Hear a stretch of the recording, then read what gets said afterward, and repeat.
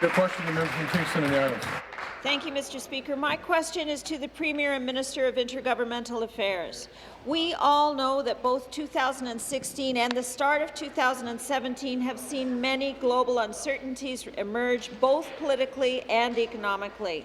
I know that Ontario's economy remains poised to lead Canada in growth and has remained strong through the uncertainty. However, my constituents of Kingston and the Islands and I both have growing concerns over what we're doing as a province to defend our jobs and maintain our access to trade. This is particularly important to me, as well as our Greater Chamber of Commerce and other Kingston businesses. We need to ensure that we're maintaining strong relationships with our biggest trading partner, the U.S. Mr. Speaker, through you to the Premier, what are you specifically doing to reassure Ontario families and businesses that we're aware of the importance of our integrated economy and defending Ontario's interests? Thank you very much, Mr. Speaker. You know, Ontario and the U.S. have enjoyed and still enjoy a very strong relationship, Mr. Speaker, strong, balanced economic relationship, and that relationship is fundamental to our prosperity here in Ontario.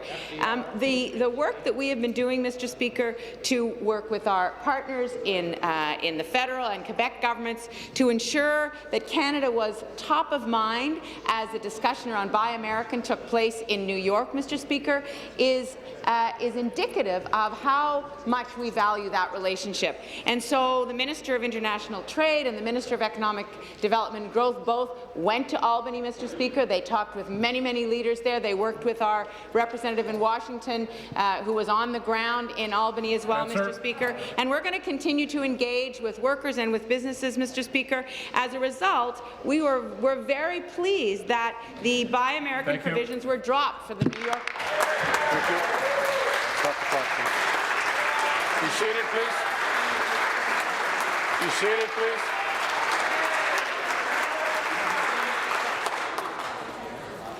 Supplementary. Thank you, Mr. Speaker, and thank you to the Premier.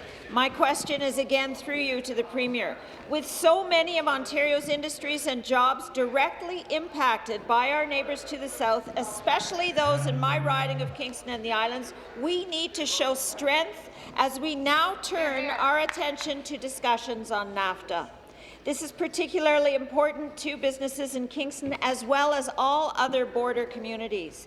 We need to maintain momentum as we defend our economy and position Ontario for long-term success.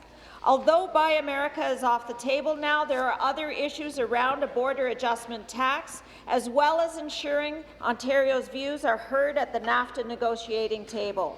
Mr. Speaker, through you to the Premier, what are you specifically doing to reassure Ontario families and businesses that as we enter discussions on NAFTA and other key issues, we will be represented? Premier. Thank you very much, Mr. Speaker. So let me just begin by saying that we are in a very uncertain time in terms of the policies south of the border, Mr. Speaker, and I would say beyond.